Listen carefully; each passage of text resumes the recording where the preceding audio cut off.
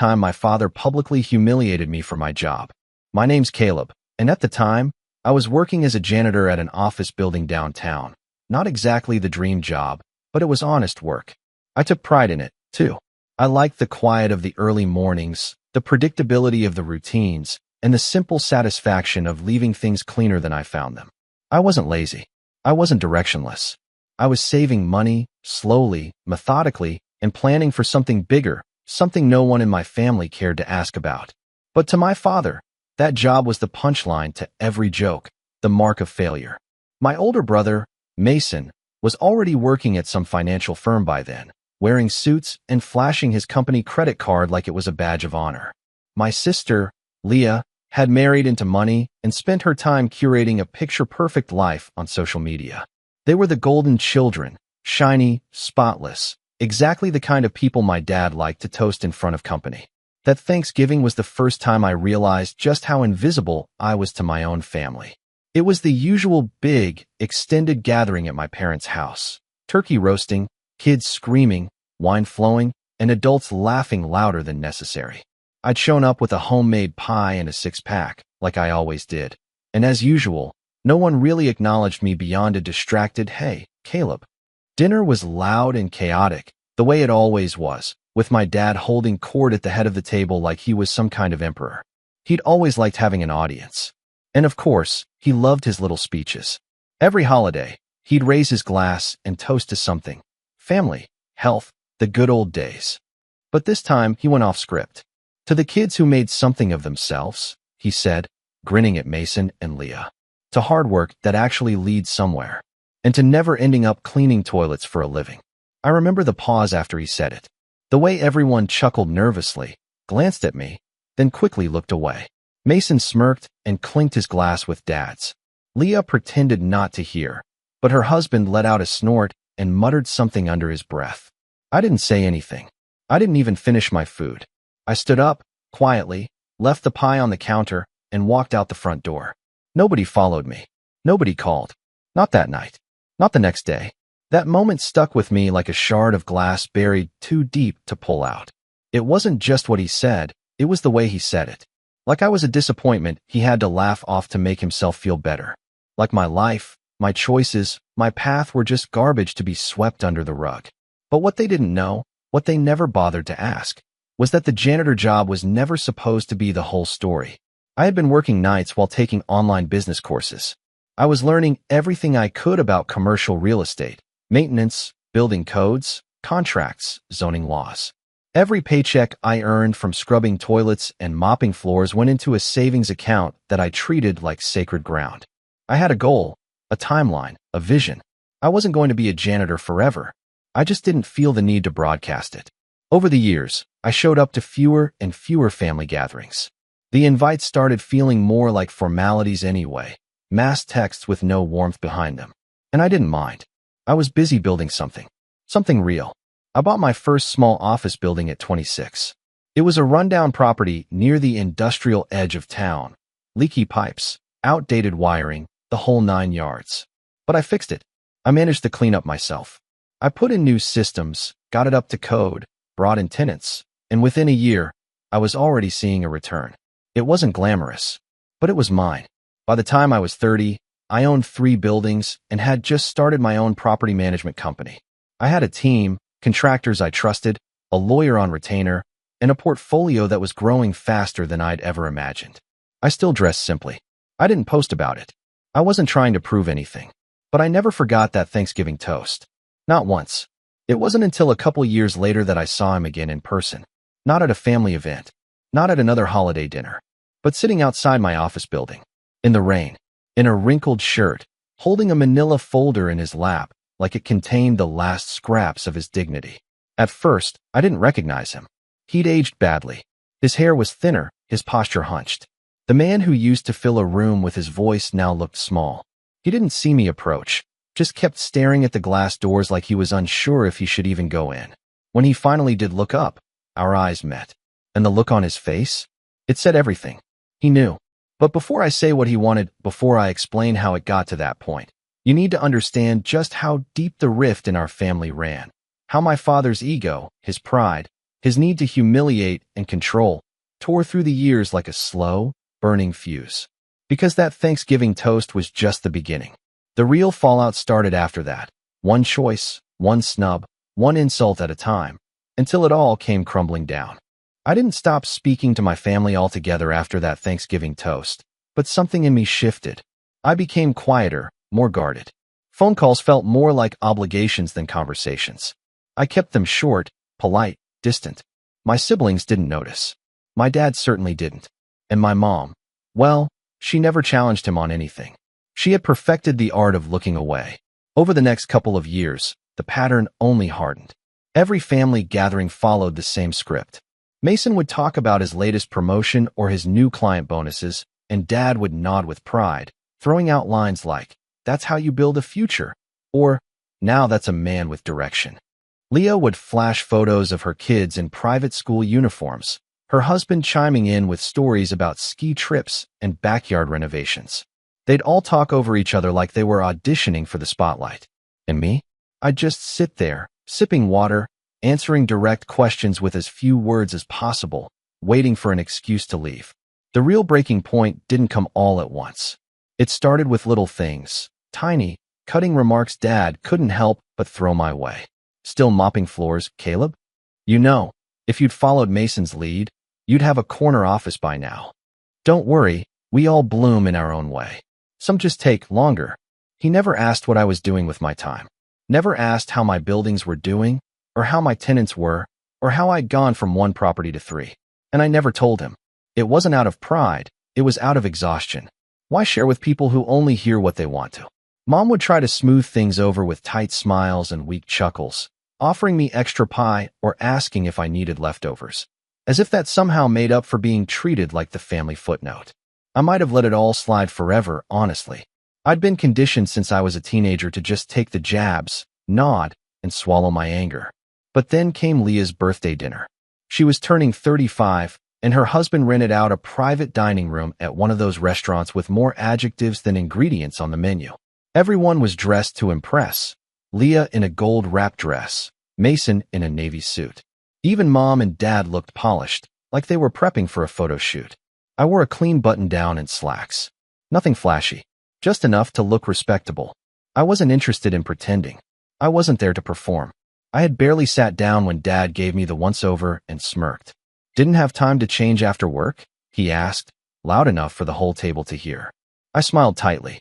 "I don't mop floors anymore, Dad." Mason laughed into his wine. "What? You got promoted to head custodian?" I ignored it. I didn't want to give them the satisfaction. But Leah was always sharper than she let on. "So what do you actually do, Caleb?" she asked sweetly, cutting her steak with surgical precision. "You're always so mysterious. You come and go, never post anything, don't show up to half the family stuff." I shrugged. "I've been busy." "Doing what?" Mason pressed. "I mean, it's fine if you're just keeping it simple. Not everyone wants the stress of a real career." And that's when Dad chimed in again, this time lifting his glass. "To Caleb," he said, the smirk returning. The most consistent one in the family. Still grounded. Still humble. Still underemployed. Everyone laughed. Even Mom, though she looked uncomfortable. It was like they couldn't help themselves. Like bullying me had become tradition. I stood up. Not dramatically, just calmly. I looked at each of them in turn, and for the first time in years, I said exactly what I was thinking. "You know what's funny? You all talk so much, but none of you ever ask questions you actually want answers to." That shut them up. For a moment, at least. "I own 3 commercial properties," I continued. "I manage them myself. I built a company from the ground up with no loans, no help, and no handouts. I didn't tell you because I didn't need your approval, and I sure as hell didn't want your advice."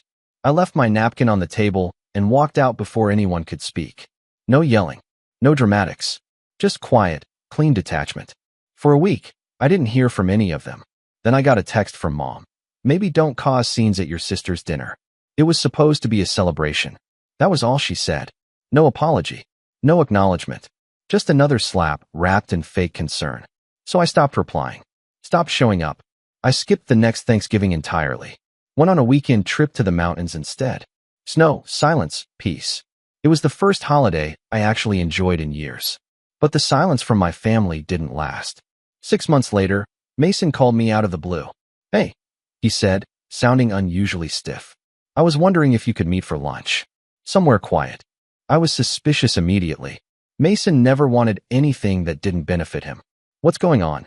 I asked. "It's about Dad," he said. He didn't want me to say anything, but he got let go. Company restructuring. He's having trouble finding new work. I blinked. That man had been bragging about his job security since I was a kid.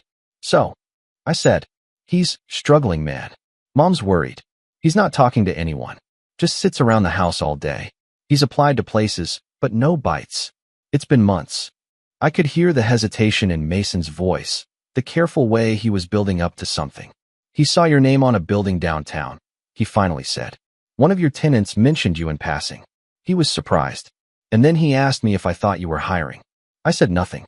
"Look," Mason said, "I'm not saying you owe him anything, but maybe just talk to him. Even if it's not a job, maybe a reference or something. He's proud, okay? But he's scared too. I've never seen him like this." I agreed to meet. Not because I felt obligated, but because I wanted to look the man in the eye and see if he'd say it, to see if he could swallow even a fraction of his pride. That's how we ended up back at the start of this story. My father, sitting outside my office building, in the rain, holding a folder full of resumes for jobs he never thought he'd need. But before I tell you what happened when I let him in, what he said, and how I responded, you need to know what came before that. Because right after I walked out of Leah's birthday dinner, the real betrayal hadn't even happened yet. That came 2 weeks later, when I got a call from my property manager about a maintenance issue at my newest building, an issue that didn't make sense. A leaky pipe, a busted lock, a broken HVAC unit, all in 1 week. Things that had just been inspected, things that shouldn't have failed. And then a call from my bank, asking if I'd authorized a series of refund requests and canceled payments from one of my business accounts. I hadn't. Which led me to check the internal admin software we used for building operations, which led me to see who had logged in remotely, which led me to one very unexpected email address, an old family email address, one Dad used to have when he helped Mason set up a small investment site years ago. Somehow, some way, he had gotten into my business systems, accessed enough to sabotage the operations. And when I traced the IP, there was no mistake. It came from my parents' house, and that's when the story really changed. I didn't sleep the night I confirmed the sabotage came from my parents' house. I just sat there in the dark, staring at my laptop, the pale glow of the screen painting the walls with a cold, sterile light. The email address, the IP trace, the system logs, it was all right there. My father had not only disrespected me for years, not only belittled every choice I'd made, but now he'd actively tried to ruin what I built. At first, I didn't want to believe it. I went back and forth with myself. Maybe it was a mistake. Maybe it was Mason. Maybe the IP was spoofed. Maybe someone else used the network. I was grasping at anything that would let me avoid the truth. But deep down, I knew. It made too much sense. The timing, the precision, the way everything had hit at once, like dominoes falling. My father didn't understand much about modern systems, but he wasn't dumb. He was a man who'd once managed an entire department, ran audits, handled accounts. He knew how to mess with logistics. He'd just never used that knowledge against me before. Until now. I tried to confront it rationally. I took screenshots. I documented the timestamps. I pulled security camera footage from the offices to show who hadn't been there when the maintenance requests were logged or accounts accessed. I built a quiet case, not for a lawsuit, at least not yet, but for myself, to confirm that I wasn't imagining things, that the betrayal was real. But even knowing the facts didn't make it hurt less. I was hollow for weeks, went through the motions, nodded through meetings, signed papers without reading them twice. My assistant, Lila, noticed first. She kept asking if I was okay, offering to take things off my plate, but I just told her I was tired. She didn't press. She was good like that. Knew how to give space without leaving me alone. The real blow didn't come from the sabotage itself. It came when I finally drove to my parents' house and walked in unannounced. Mom was in the kitchen, frosting cupcakes, like it was any other Tuesday. She blinked at me, surprised, but smiled. "Caleb, sweetie, you didn't say you were stopping by. Want coffee?" "Where's Dad?" I asked flatly. Her smile faded. He's in the garage." "What?" I didn't answer. I just walked past her, through the living room, past the old pictures of Mason's graduation and Leah's wedding. There were no pictures of me on the walls. When I opened the garage door, he was sitting at the workbench, sorting through a box of old tools like he was waiting for someone to need him. He looked up, startled, and his face stiffened. "Didn't expect to see you here," he said. I held up the folder I'd brought with me. Inside were the printouts of the logs, the traces, the screenshots. I handed them to him in silence. He took one look and scoffed. "You came all the way here for this?" he asked. I waited. He set the papers down on the bench, like they bored him. "So what if I looked into your little business? Thought maybe if you were serious about growing, you could use some structure. Your systems are a mess, Caleb. You're running it like a janitor." My mouth went dry. "You accessed my accounts. You triggered false work orders. You tried to tank client confidence." He shrugged. "I was testing your setup. You're the one who's always so sensitive." I stared at him, disbelief flooding every cell in my body. "You really think this is your version of help? I think you've spent too long thinking small. I thought if you saw where the cracks were, you'd wake up and finally let someone with experience help you run things." I laughed, not because it was funny, but because it was so insane, so self-righteous. That laughter was the only thing between me and screaming. "You didn't help. You sabotaged. You humiliated me in front of the family. And now you break into my systems, and you call it help. I built a career from scratch, Caleb," he snapped. "I know how to run an operation. You just lucked into some property and suddenly think you're a mogul." "Lucked into?" I whispered. He stood up, towering over the bench now, his eyes flashing. "You're not special, son. You're just bitter because your brother passed you by. You always have been." I didn't respond. I didn't argue. I just turned around, walked out of the house, got in my car, and drove away. That was the last time I spoke to my father face-to-face for almost 2 years. I wish I could say I bounced back quickly, that I channeled my rage into fuel and built an empire. But that's not what happened. For the first time since I was 17, I seriously considered quitting, selling the buildings, walking away, finding something quieter, smaller, something that wouldn't make me a target in my own family, something that wouldn't make me question every choice I'd ever made. But I didn't, because 2 weeks after that confrontation, one of my longest tenured tenants, a pediatric clinic, called me personally. The HVAC unit we thought had been wrecked by the sabotage, I'd paid to replace it quickly. No drama, no delays, just did the job. And the clinic director wanted me to know how much she appreciated it. "You're one of the best building owners we've worked with," she told me. "The last guy ignored everything. You're always present. You care." And something about that stuck with me. I cared, even when no one else did. Even when my family mocked me, ignored me, tried to tear me down, I cared. About my work, about my tenants, about the spaces I was building and maintaining. That meant something. I poured myself into the business. Not with anger, with intention. I upgraded security systems, hired an IT consultant to review every vulnerability. I rebuilt the backend with layered permissions and 2-factor authentication, updated the tenant portal, and created new SOPs for maintenance teams. I cleaned house, top to bottom. Then I expanded, bought a 4th property, then a 5th, opened a co-working space in an abandoned mid-rise, hired a small team of local contractors full-time, gave them benefits, holiday pay, and real respect, something most landlords never even considered.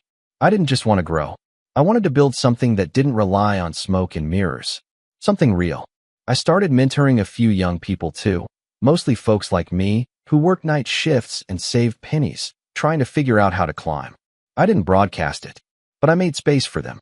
Answered emails, took calls, showed them what I'd learned the hard way. And slowly, quietly, the weight started to lift. I stopped checking my family's social media, stopped comparing my milestones to Mason's vacations or Leah's curated perfect life. I unfollowed them, muted the group chats, and carved out a life that made sense to me. The buildings became more than just real estate. They became symbols of what I'd survived, what I'd outgrown. And every lease signed, every tenant retained, every system improved. It all felt like reclaiming a little more of myself. But the past has a way of circling back. And 2 winters later, it did. That morning, I came in early. The sky was gray, soft flurries falling outside the large glass windows of the downtown office building I'd bought 6 months earlier. The coffee machine sputtered to life in the break room. I was reviewing new leasing agreements when Lila poked her head in. "Hey," she said, hesitant. "There's someone outside. Said he's here about a job." I looked up, confused. A walk-in? She nodded. But, Caleb, it's your father. I froze. Then stood, walked to the lobby windows. And there he was. Same man.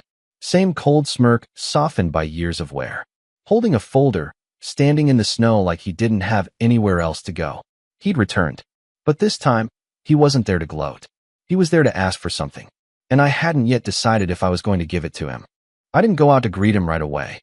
Instead, I stood there behind the tinted glass, arms crossed, watching my father shift his weight from one foot to the other as snow began to collect on his shoulders. He looked smaller somehow, like someone had let the air out of him. Not just older, diminished. The confident, commanding man who used to toast over turkey and belittle me with a smile was now just cold. Waiting. Hoping. And yet, I felt nothing. No satisfaction. No anger. No urge to gloat. Just a strange, heavy stillness, like the silence before a storm you already know is coming. I turned to Lila. Don't let him in yet. Her eyes widened. Are you sure? Yeah. Let him wait a bit. She gave a slow nod and walked off, heels clicking softly on the polished floor. I went back to my office, closed the door, sat behind my desk, and let my mind work. I thought about everything that had led to this moment. The years of snide remarks. The public humiliation. The sabotage he'd tried to frame as help. And now, here he was, jobless, desperate, standing outside the building I owned, looking for a way back into something he had no hand in building. The irony was almost too perfect. But I wasn't interested in petty revenge. Not anymore. I wanted something that would last, a message he couldn't ignore, a lesson he couldn't twist into pride. So I started planning. The first thing I did was pull up the folder I kept labeled contingencies. It was where I stored documentation of the sabotage, everything I'd quietly gathered and filed away after our last encounter. Back then, I didn't know if I'd ever need it. But something in me couldn't let it go. And now? Now it felt like a loaded chamber waiting for a trigger.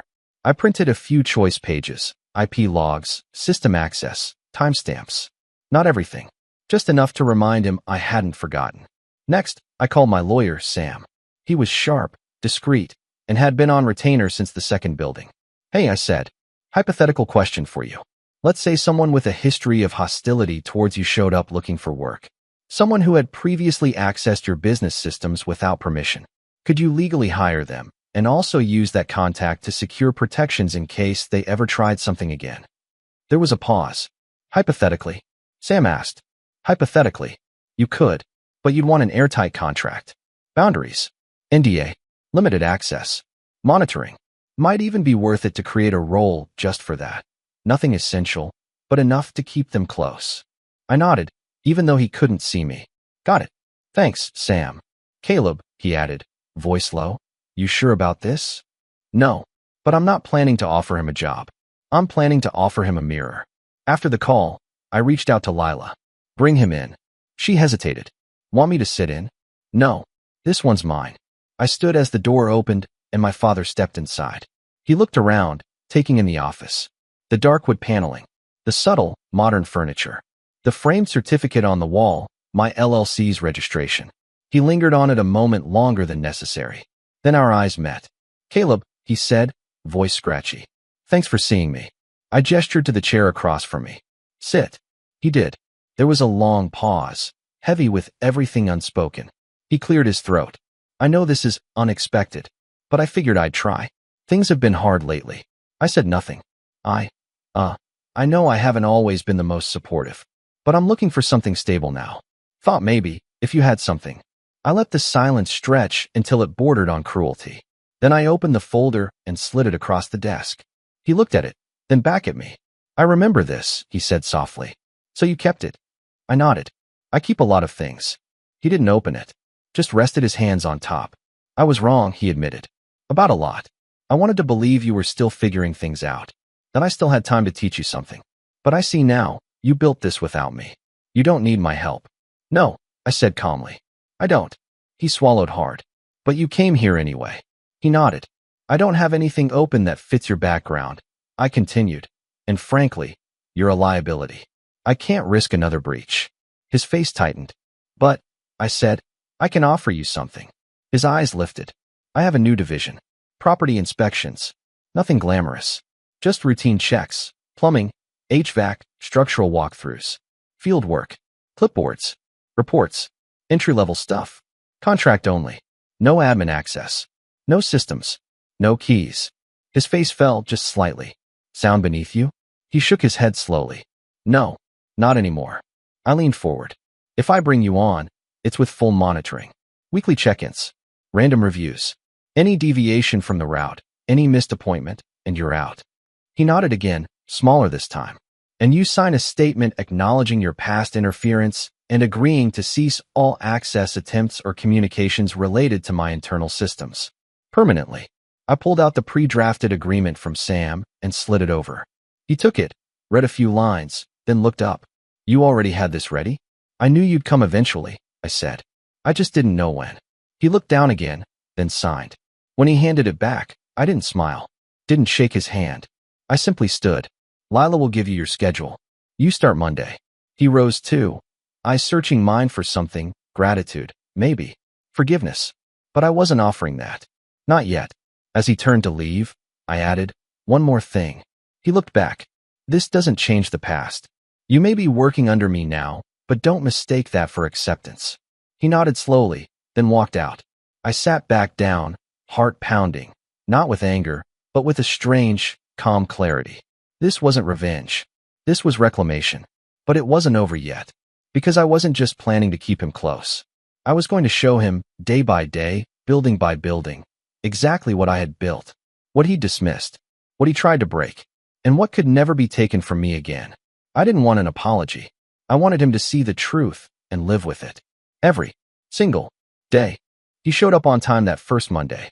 Gray jacket, stiff posture, the folder I'd given him tucked under his arm like a schoolboy's homework. Lila handed him the checklist, explained the system, showed him how to scan QR codes posted in each mechanical room and maintenance corridor to verify that he'd completed his inspections. He didn't say much that day, just nodded, listened, wrote everything down. It was strange, seeing him like that, subdued, compliant, quiet. Not once did he comment on the office layout. Not once did he suggest improvements. The man who once dominated every room with his presence now barely made a sound. But I knew him too well. That silence wasn't humility. It was shame. And the real revenge? That came slowly. Every building he was assigned to, every clipboard he carried, was a reminder that he didn't own the empire. He was a part-time field tech on a probationary contract. He was no longer the voice at the head of the table. He was the man who reported to his son. The man who once made a Thanksgiving toast mocking janitors was now, by every stretch of the imagination, doing janitor-level work, and under strict surveillance at that. The system I put in place didn't leave room for excuses. Every entry point had a camera. Every QR scan recorded a timestamp.